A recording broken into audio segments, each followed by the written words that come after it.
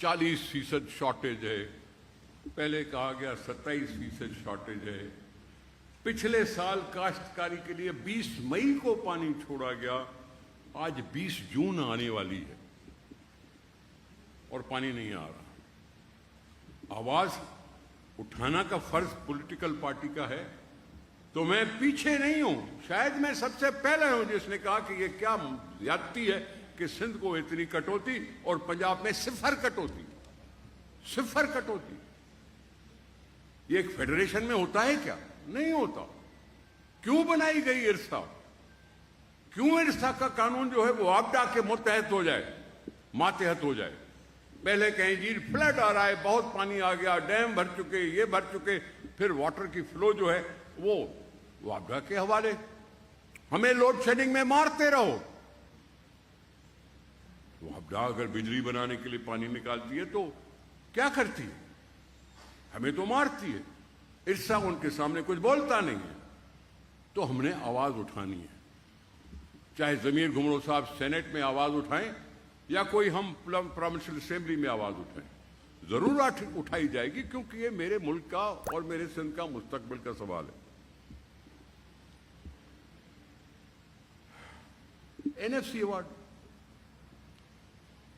2018वीं तरमीम से पहले हुआ था। एनएफसी का अवार्ड 18वीं तरमीम बाद में आई।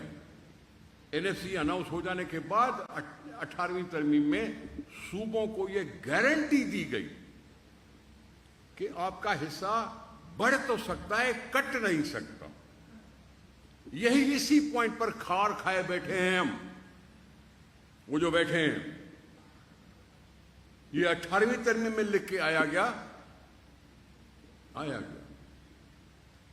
लेकिन मैं आपको बताता हूं, और रजा साहब शायद गवाही दे सकते हैं कि ये सूबों को बढ़कर हिस्सा देने वाला जो प्रपोजल था वो उस वक्त के चीफ मिनिस्टर पंजाब मियां शहबाज शरीफ साहब का था, जिसने ये प्रपोज किया कि जी सूबों को 57% हिस्सा दो और वफाक को 43 पे ठीक होना चाहिए। उन्होंने किया था। हम तो कोशिश कर रहे थे कि पंजाब के मुंह से कुछ बोले, और पंजाब ने बोल दिया था कि जी सूबों का हिस्सा बढ़ाओ, क्योंकि उसमें पंजाब का भी फायदा था, उसमें हर सूबे का फायदा था। शायद इसी वजह से मियां साहब ने कह दिया था।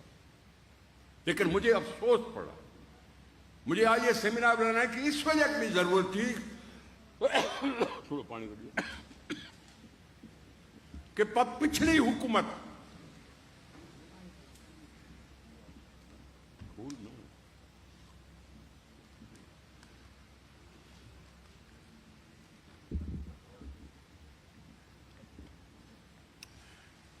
हुकूमत थी, उसने कह दिया सिंध तो हमारा है ही नहीं।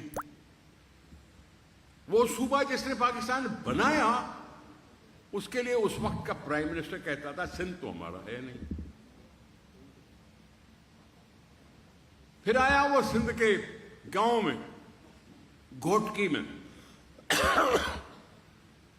फरमा दिया कि जी एनएफसी अवार्ड के बाद वफाक तो कंगला हो गया है। कंगला हो गया, घोटकी में खड़ा हुआ बोल रहा है, एक छोटे सूबे में खड़ा होकर बोल रहा है। बलूचिस्तान और केपी की बात मैं नहीं कर रहा हूं, सिंध में खड़ा होकर बोल रहा हूं, जो इतना कमा के देता है वफाक को। मैं कंगला हो गया। मुझे अफसोस एहसन इकबाल पर भी है, वो भी इसी तरह से स्टेटमेंट दे रहा है कि जी एनएफसी की वजह से हम बड़े कमजोर पोजीशन में आ गए। तब मैंने ये रेजोल्यूशन लिखवाया कि अगर तुम आज सूबों से कह रहे हो कि हमें पैसे दो, 900 अरब से ही जो भी है, अगर सूबे से आप तकाजा कर रहे हो कि हमें दो, वफाक को मदद में आओ, तो फिर करो ना ऐसी बातें कि ये टैक्स भी जो है वो सूबा वसूल करे। मैं इसके लिए बता दूं, ये 2000 नहीं, 1991-92 का टाइम था।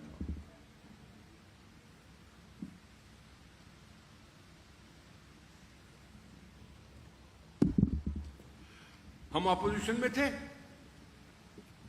ایم کیو ایم حکومت میں تھی. بہت سالوں سے این ایس سی کا بارڈ آ نہیں رہا تھا.